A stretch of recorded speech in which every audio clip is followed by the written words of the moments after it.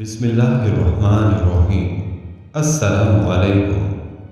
درویش T V کے معزز خواتین و حضرات، دجال کا مطلب ہے مکار و فریب۔ نبی صلی اللہ علیہ وآلہ وسلم نے ہر جمعہ کے دن سورۃ الکہف پڑھنے کی ترغیب دی ہے، اور اس کا ایک فائدہ دجال کے فتنے سے حفاظت بھی بیان فرمایا۔ بڑا دجال تو ہے ہی، لیکن یہ جو ہر روز ہمیں گمراہوں، عیار لوگوں، فریبیوں، دھوکے بازوں، دین فروشوں سے واسطہ پڑتا ہے، ان کی بھلی شکلوں کو دیکھ کر، ان کی چرب زبانی سن کر، ان کی ظاہری ٹھاٹ باٹ دیکھ کر انسان بہت متاثر و مرعوب ہو جاتا ہے۔ بہت سے لوگ پھسل بھی جاتے ہیں اور گمراہی کے گڑھے میں جا گرتے ہیں۔ ان سے ایمان و جان کو بچانے کے لیے سورۃ الکہف کی حفاظتی تدبیر سے بہتر کوئی صورت نہیں ہے۔ اس لیے ہر مسلمان کو جمعہ کے دن سورۃ الکہف کی تلاوت کرنی چاہیے۔ لیکن اللہ کریم ہمارے ایمان، ہمارے مال، ہماری عزت و آبرو کو ان دجالوں کے فتنے سے محفوظ فرمائے۔ ہر نماز میں اتحیات کے آخر میں فتنہ دجال سے پناہ مانگنے کی دعا بھی رسول اللہ صلی اللہ علیہ وآلہ وسلم نے سکھائی ہے۔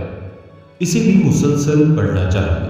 نبی آخر الزمان صلی اللہ علیہ وآلہ وسلم نے فرمایا، دجال یہودیوں کی نسل سے ہوگا جس کا قد ٹھگنا ہوگا، دونوں پاؤں ٹیڑھے ہوں گے، جسم پر بالوں کی بھرمار ہوگی، رنگ سرخ یا گندمی ہوگا، سر کے بال حبشیوں کی طرح ہوں گے، ناک چونچ کی طرح ہوگی، بائیں آنکھ سے کانا ہوگا، دائیں آنکھ میں انگور کے بقدر ناخنا ہوگا، اس کے ماتھے پر کاف الف فے رے لکھا ہوگا، جسے ہر مسلمان بآسانی پڑھ سکے گا۔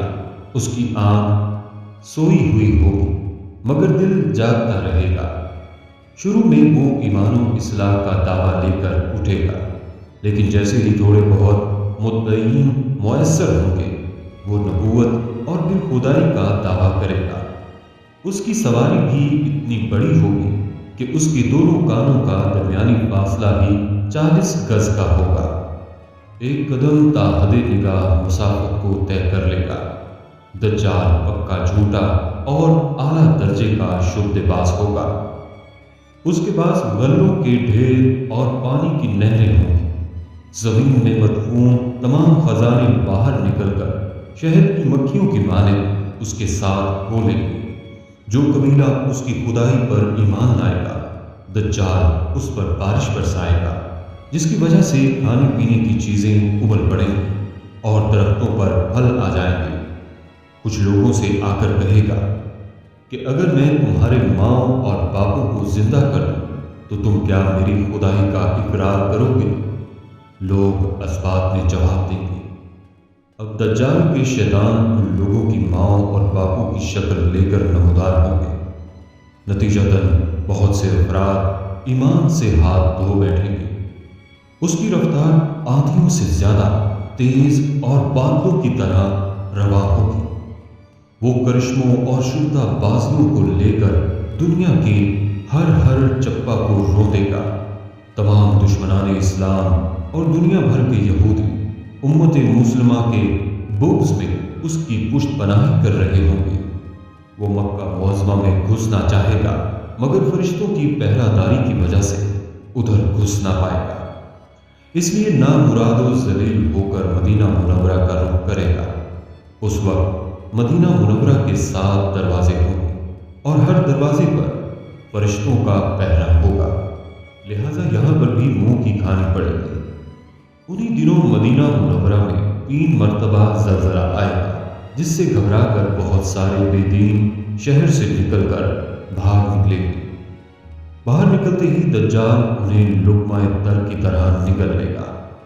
آخر ایک بزرگ اس سے بحث و مناظرہ کے لیے نکلے گے اور خاص اس کے لشکر میں پہنچ کر اس کی بابت دریافت کریں گے۔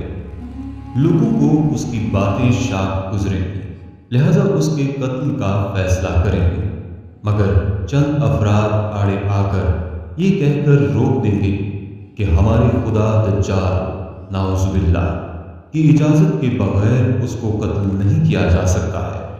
چنانچہ اس بزرگ کو دجال کے دربار میں حاضر کیا جائے گا، جہاں پہنچ کر یہ بزرگ چلا اٹھے گا، میں نے پہچان لیا کہ تو ہی دجال معلوم ہے، اور رسول اللہ صلی اللہ علیہ وآلہ وسلم نے ہمیں تیرے ہی خروج کی خبر دی تھی۔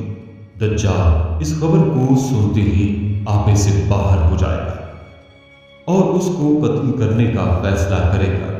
درباری فوراً اس بزرگ کے 2 ٹکڑے کر دیں گے۔ دجال اپنے حواریوں سے کہے گا کہ اب اگر میں اس کو دوبارہ زندہ کر دوں تو کیا تم کو میری خدائی کا پختہ یقین ہو جائے گا؟ یہ دجالی گروپ کہے گا کہ ہم تو پہلے ہی سے آپ کو خدا مانتے آ رہے ہیں، البتہ اس معجزے سے ہمارے یقین میں اور اضافہ ہو جائے گا۔ دجال اس بزرگ کے دونوں ٹکڑوں کو اکٹھا کر کے زندہ کرنے کی کوشش کرے گا۔ ادھر وہ بزرگ بوجائے حکم الہی کھڑے ہو جائیں گے اور کہیں گے اب تو مجھے اور زیادہ یقین آ گیا ہے کہ تو ہی دجال ملعون ہے۔ وہ جھنجھلا کر دوبارہ انہیں ذبح کرنا چاہے گا، لیکن اب اس کی قوت سلب کر لی جائے گی۔ دجال شرمندہ ہو کر انہیں اپنے جہنم میں جھونک دے گا، لیکن یہ آگ ان کے لیے ٹھنڈی اور گلزار بن جائے گی۔ اس کے بعد وہ شام کا رخ کرے گا، لیکن دمشق پہنچنے سے پہلے ہی حضرت امام مہدی علیہ السلام وہاں آ چکے ہوں گے۔ دجال دنیا میں صرف 40 دن رہے گا، ایک دن 1 سال، دوسرا دن 1 مہینہ اور تیسرا دن 1 ہفتہ کے برابر ہوگا۔ بقیہ معمول کے مطابق ہوں گے۔ حضرت امام مہدی علیہ السلام دمشق پہنچتے ہی زور و شور سے جنگ کی تیاری شروع کر دیں گے، لیکن صورتحال بظاہر دجال کے حق میں ہوگی، کیونکہ وہ اپنے مادی و افرادی طاقت کے بلبوتے پر پوری دنیا میں اپنی دھاک بٹھا چکا ہوگا۔ اس لیے عسکری طاقت کے اعتبار سے تو اس کی شکست بظاہر مشکل نظر آ رہی ہوگی، مگر اللہ کی تائید اور نصرت کا سب کو یقین ہوگا۔ حضرت امام مہدی علیہ السلام اور تمام مسلمان اس امید کے ساتھ دمشق میں دجال کے ساتھ جنگ کی تیاری میں ہوں گے۔ تمام مسلمان نمازوں کی ادائیگی دمشق کی قدیم شہرائے آفاق مسجد میں جامع اموی میں ادا کرتے ہوں گے۔ ملی شہرازہ لشکر کی ترتیب اور یہودیوں کے خلاف صف بندی کو منظم کرنے کے ساتھ ساتھ امام مہدی علیہ السلام دمشق میں اس کو اپنی فوجی سرگرمیوں کا مرکز بنائیں گے، اور اس وقت یہی مقام ان کا ہیڈ کوارٹر ہوگا۔ حضرت امام مہدی علیہ السلام ایک دن نماز پڑھانے کے لیے مصلی کی طرف بڑھیں گے تو عین اسی وقت حضرت عیسیٰ علیہ السلام کا نزول ہوگا۔ نماز سے فارغ ہو کر لوگ دجال کے مقابلے کے لیے نکلیں گے۔ دجال حضرت عیسیٰ علیہ السلام کو دیکھ کر ایسا گھلنے لگے گا جیسے نمک پانی میں گھل جاتا ہے۔ پھر حضرت عیسیٰ علیہ السلام آگے بڑھ کر اس کو بابلت کے مقام پر قتل کر دیں گے، اور حالت یہ ہوگی کہ شجر و حجر آواز لگائیں گے کہ اے روح اللہ، میرے پیچھے یہودی چھپا ہوا ہے۔ چنانچہ وہ دجال کے چیلوں میں سے کسی کو بھی زندہ نہ چھوڑیں گے۔ پھر حضرت عیسیٰ علیہ السلام صلیب کو توڑیں گے، یعنی صلیب پرستی ختم کریں گے، خنزیر کو قتل کر کے جنگ کا خاتمہ کریں گے، اور اس کے بعد مال و دولت کی ایسی فراوانی ہوگی کہ اسے کوئی قبول نہ کرے گا، اور لوگ ایسے دیندار ہو جائیں گے کہ ان کے نزدیک ایک سجدہ دنیا و مافیا سے بہتر ہوگا۔ ناظرین اکرام، یہ بات تو ہر ایک کو ہی معلوم ہے کہ دجال کا فتنہ بہت بڑا ہوگا، لیکن دجال کون ہے اور اس کا تعلق کہاں سے ہے، یہ ایک معمہ ہے جو ابھی تک حل نہیں ہو سکا۔ بعض حضرات کا خیال ہے کہ دجال بھی حضرت آدم علیہ السلام کے دور سے موجود ہے، جبکہ بعض حضرات کا خیال ہے کہ دجال حضرت آدم علیہ السلام کے زمانے سے نہیں ہے، بلکہ یہ حضرت سلیمان علیہ السلام کے دور سے موجود ہے اور اسی وقت کے جنات اور شیطانوں میں سے ہے، لہذا اس کو قید کر دیا گیا ہے اور یہ وہیں پر ابھی تک قید ہے اور شیاطین اس کو مختلف خبریں دیتے ہیں۔ جبکہ بعض کا کہنا ہے کہ دجال مدینہ میں ہی پیدا ہوا تھا، اس کا نام ابن سیاد تھا۔ ابن سیاد ایک نو مسلم تھا جس کی ماں یہودی تھی، پھر ایمان لے آئے، لیکن ابن سیاد پر کہانت کا اثر تھا۔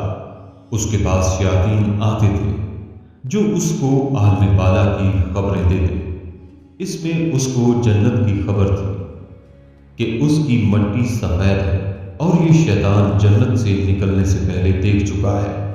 اس کی والدہ نے رسول اللہ صلی اللہ علیہ وآلہ وسلم کو اپنے بیٹے کا حال بتایا اور اس کی اس کیفیت کا راز جاننے کے لیے رسول اللہ صلی اللہ علیہ وآلہ وسلم اس سے ملنے گئے۔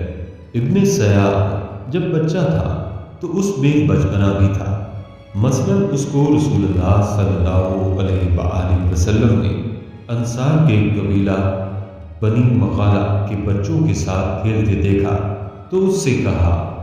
حضرت ابن عمر رضی اللہ تعالیٰ عنہ سے روایت ہے کہ حضرت عمر بن خطاب رضی اللہ تعالیٰ عنہ رسول اللہ صلی اللہ علیہ وآلہ وسلم کے ہمراہ ایک جماعت میں ابن سیاد کی طرف نکلے، یہاں تک کہ اسے بنی مغالہ کے مکانوں کے پاس بچوں کے ساتھ کھیلتے ہوئے پایا، اور ابن سیاد ان دنوں قریب البلوغ تھا اور اسے کچھ معلوم نہ ہو سکا، یہاں تک کہ رسول اللہ صلی اللہ علیہ وآلہ وسلم نے اپنے ہاتھ سے اس کی کمر پر ضرب ماری۔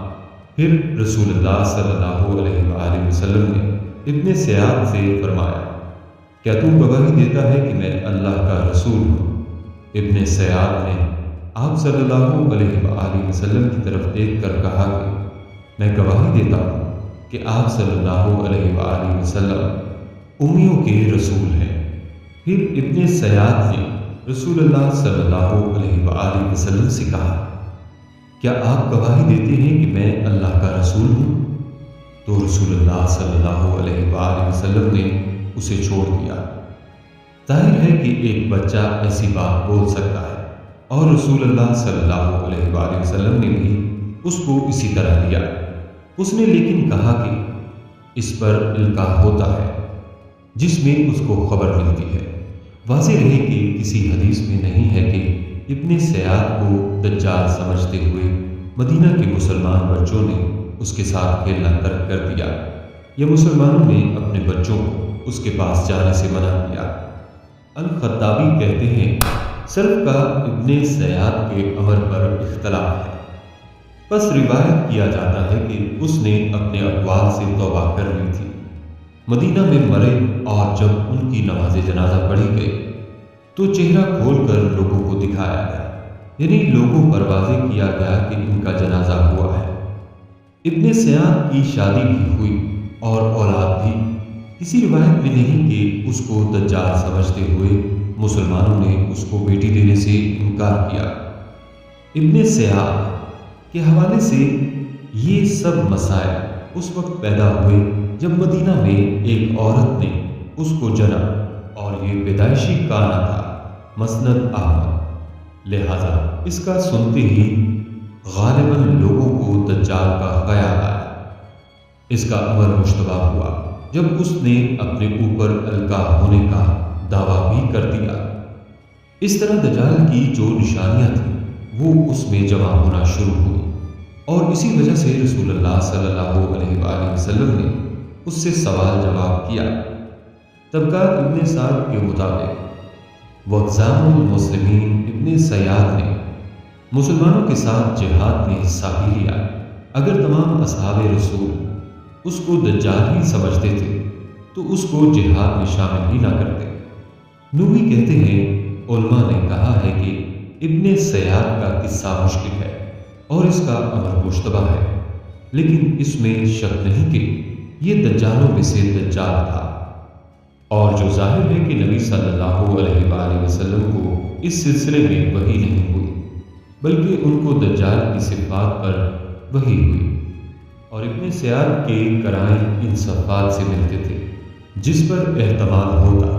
اس وجہ سے رسول اللہ صلی اللہ علیہ وآلہ وسلم نے اس کے عمل پر کسی چیز کا ختم نہیں کیا، لیکن صحیح طور پر نہیں کہا جا سکتا کہ یہی دجال ہے۔